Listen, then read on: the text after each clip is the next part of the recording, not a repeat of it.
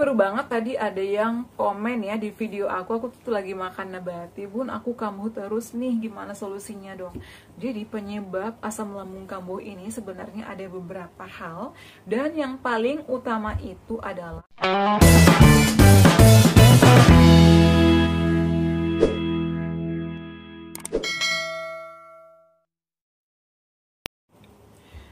Assalamualaikum warahmatullahi wabarakatuh. Halo semuanya, kembali lagi di channel aku, Adifa dan Bunda. Apa kabarnya nih? Semoga semuanya sehat selalu ya.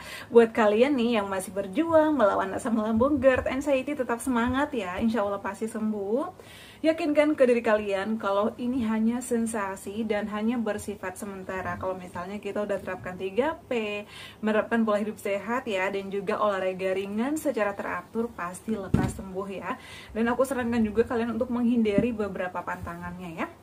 Jadi aku juga pernah ada di posisi itu, kalian gak usah khawatir ya, dan banyak banget ya di Indonesia itu, bahkan di negara-negara lain juga yang mengalami asam lambung GERD. Aku tuh sering banget di WhatsApp dan juga di chat, entah itu dari YouTube, dari IG, dan sosial media aku yang lain yang sering banget ngechat aku ya, nanya atau mau konsultasi seputar asam lambung. Aku itu bukannya nggak mau teman-teman, tapi biasanya kalau siang ya, dari pagi sampai jam 4 sore itu aku sibuk kerja. Jadi kapan waktunya, karena kemarin ada beberapa orang yang nge-DM aku, Bun, kapan bisa konsultasi, kapan bisa ngobrol langsung sama Bunda. Aku tuh kecuali hari libur ya teman-teman, misalnya Sabtu Minggu itu biasanya aku libur. Tapi kalau misalnya di hari kerja, karena aku juga adalah pekerja ya, aku itu juga mencari rezeki untuk keluarga aku pulang sore jam 4 langsung jemput anak aku. Jadi aku tuh kadang nyampe di rumah setengah 6, setelah itu istirahat, makan, barulah aku bisa beraktivitas ya. Biasanya aku balasin komentar kalian. Jadi mohon maaf, aku bukannya sombong, tapi aku banyak juga kesibukan ya, karena aku juga adalah sebagai seorang ibu, dan aku juga punya tanggung jawab di kerjaan aku ya. Nah teman-teman, di video kali ini aku bakal bahas ya terkait sensasi asam lambung. Bun, kenapa sih asam lambung kambuh mulu? Aku tuh masih sering-sering kambuh loh. Jadi aku itu tadi ya upload video aku lagi makan biskuit wafer nabati gitu. Bunda, enak ya, udah bisa makan apa aja. Apakah boleh pejuang asam lambung makan wafer nabati? Kalau aku sih nggak ada masalah ya, selagi kita konsumsinya itu nggak berlebihan. Dan aku tuh biasanya kalau konsumsi yang manis-manis ataupun mungkin yang ada penambah seperti ada pengawetnya gitu ya, aku tuh biasanya makan nasi dulu. Jadi aku itu tadi setelah makan itu jam 1, dan aku masuk kerja lagi itu di jam 2. Kemudian setelah kerja beberapa menit, aku tuh kayak pengen ngunyah aja, makanya aku langsung makan nabati tadi ya. Yang udah komen, semoga kalian juga lekas sembuh, lekas terbebas dari asam lambung. Kalau kalian mau nyobain sih nggak ada masalah teman-teman, tapi jangan lapar banget langsung makan nabati. Kalau saran aku bisa makan nasi dulu ya, 1-2 suap barulah makan nabati. Kalau aku sih biasanya kayak gitu. Kemudian perbanyak minum air putih, yang hangat juga boleh, jadi agar kita tuh nggak banyak sensasi, dan juga yang manis tadi bisa dinetralkan seperti itu ya, karena nabati ini menurut aku manis banget ya. Nah Bun, kenapa sih aku tuh masih sering banget kambuh? Jadi kambuhnya asam lambung ini tentunya ada penyebabnya ya. Ini sebenarnya sudah sering aku bahas di setiap video aku, tapi mungkin kalian gak nonton sampai selesai, karena pembahasan aku itu sampai tuntas. Makanya video-video aku tuh gak sampai 20 menitan ya, karena aku pengen kalian nonton sampai tuntas, biar kalian menemukan jawabannya ya. Dan untuk tenggorokan mengganjal, aku tuh udah sering bahas di setiap video ya. Saran aku nonton videonya sampai selesai teman-teman ya. Nah, jadi untuk asam lambung yang sering kambuh ini disebabkan yang pertama itu adalah kita sering telat makan. Bunda, aku tuh udah nggak pernah telat makan, tapi kok masih sering kambuh? Berarti kalau misalnya nggak telat makan, dari menu-menunya. Aku itu selama pemulihan, kemarin juga ada yang nanya, Bunda makan rebus-rebusan ya? Iya, jadi aku itu menghindari yang goreng-gorengan. Kalaupun misalnya mau makan yang goreng-gorengan, aku itu menggunakan minyak-minyakan yang aman ya, seperti minyak zaitun misalnya, VCO, ataupun minyak kedelai. Dan itu minyaknya harus baru ya, dan kita juga nggak boleh berlebihan makan yang minyak-minyakan seperti itu. Kemudian penyebab kambuhnya lagi adalah kita itu makannya berlebihan. Biasanya nih udah telat makan, tapi lapar banget, biasanya makan langsung 2 piring, buru-buru nggak dikunyah halus, itu adalah juga bisa memicu naiknya asam lambung. Kemudian yang ketiga, kita tuh makan terlalu terburu-buru dan nggak dikunyah halus, itu juga bisa menyebabkan asam lambung naik. Nah, selain itu juga setelah makan langsung berbaring, itu juga bisa menimbulkan atau membuat asam lambung kita kambuh. Selain itu apalagi ayo, jadi kalau misalnya kita kecapean juga itu bisa kambuh. Jadi pejuang asam lambung, GERD, anxiety nggak boleh capek. Istirahatnya diperhatikan ya, jangan pentingan pekerjaan itu nggak bakalan lari.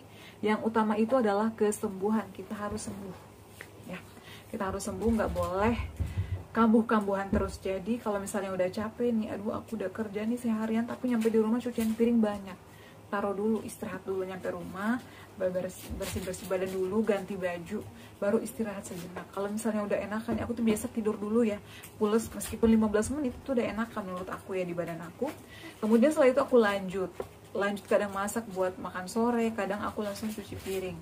Jadi kita itu senyamannya kita, jangan dipaksakan ya.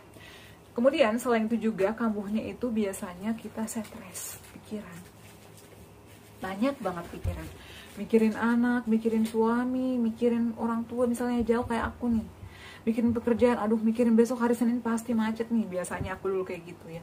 Nggak usah dipikirin teman-teman, karena meskipun kita udah pantang makanan, kalau misalnya pikirannya masih sulit dikelola ya, atau masih sulit dikontrol, itu bakalan kambuh-kambuhan yang nggak bakalan bisa sembuh, nggak bakalan bisa pulih.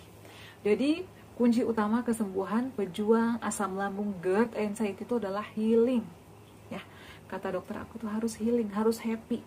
Kalau kita happy meskipun uang nggak ada, itu pasti sensasinya itu bakalan menghilang. Aku nih teman-teman ya, kalau misalnya pikiran aku udah lagi mumet banget, aku tuh langsung treadmill ya, apalagi kalau misalnya sore hari ya. Aku tuh pulang sore itu biasanya 3:30 dari kantor. Tapi kalau misalnya pikiran aku nih lagi, aduh banyak banget pikiran, aku tuh nunggu adem dulu ya, matahari, kadang aku sholat asar dulu, kemudian setelah itu biasanya aku lari dulu ya, keliling lapangan 3-5 putaran, aku duduk selonjoran di lapangan, tapi itu yang adem, melihat-lihat pemandangan sekitar. Jadi menurut aku tuh bisa menenangkan pikiran aku. Jadi nggak usah banyak pikiran, lakukan aja hal yang menyenangkan. Kemudian pada saat mau tidur malam, lakukan yoga. Yoga kualitas tidur itu bisa menenangkan pikiran ya. Kemudian selain itu juga hindari kafein, karena nih terutama nih cowok-cowok maupun cewek-cewek banyak yang bandel ya. Bukan kalian doang, teman-teman aku sendiri pada bandel. Aduh deh, aku tuh nggak bisa banget nggak ngopi seharian gitu. Ngopinya sekali ya nggak apa-apa, kadang berkali-kali. Jadi saran aku, kalau kalian nggak mau kambuh-kambuhan, hindari dulu ngopi, kafein, soda, hindari dulu. Karena itu bakalan terus memicu, bakalan kambuh-kambuhan terus ya. Kemudian selain itu juga tidurnya nggak boleh begadang. Biasanya nih, aduh bun, aku tuh nggak bisa bun, nggak terbiasa tidur jam 9, maunya jam 12. Jadi kita harus rubah.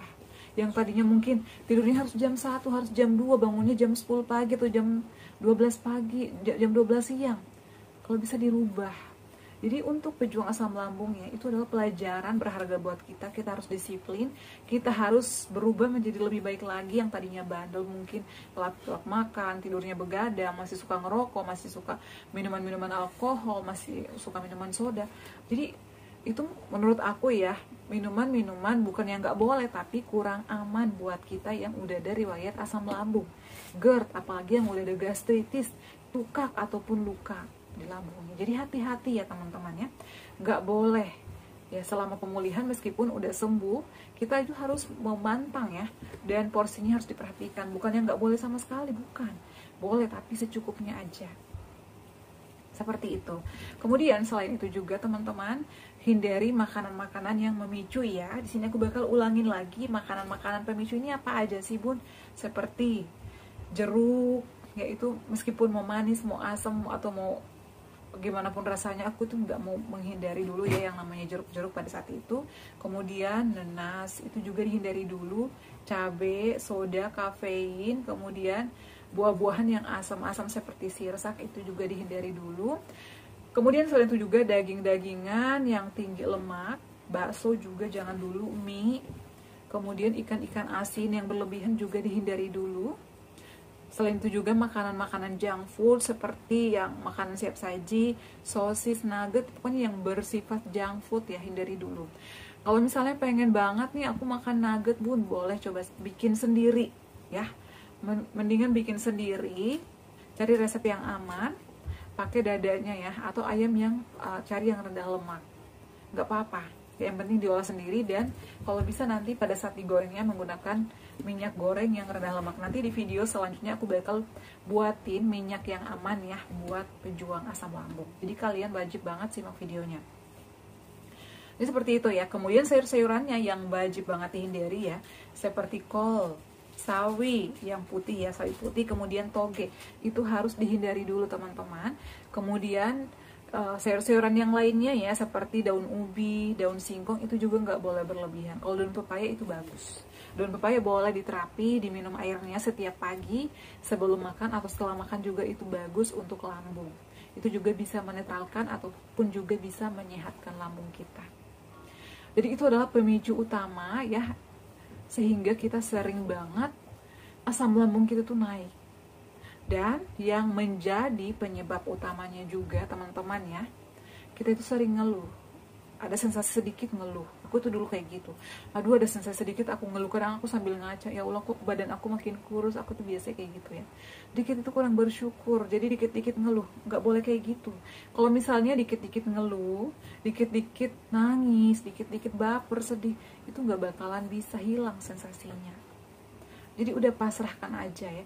Kita harus ikhlas, harus menerima lillahi ta'ala kalau penyakit ini ada pada diri kita. Karena Allah itu memberikan penyakit ini karena kita mampu. Jadi nggak usah ngeluh. Jadi kita tuh kurang bersyukur, jangan dikit-dikit ngeluh. Ya, pikirin masa depan kalian. Jadi nggak usah dipikirin ya yang aneh-aneh. Fokus aja pikiran positif kalian. Lakukan hal-hal yang menyenangkan, lakukan meditasi atau lakukan relaksasi. Itu bisa menenangkan pikiran kita. Itu adalah pengalaman pribadi aku. Aku tuh dulu kalau ada sensasi dikit, aduh ini kenapa lagi ya, aku nanya lagi ke teman aku googling lagi, ternyata itu ya, aku searching lagi, bisa membuat aku makin cemas. Jadi kalau misalnya lagi kambuh nih, apa yang harus kita lakukan? Udah minum air dulu, minum air. Oh berarti ini aku tadi salah makan ini. Jadi pasti ketahuan dong kenapa kambuh.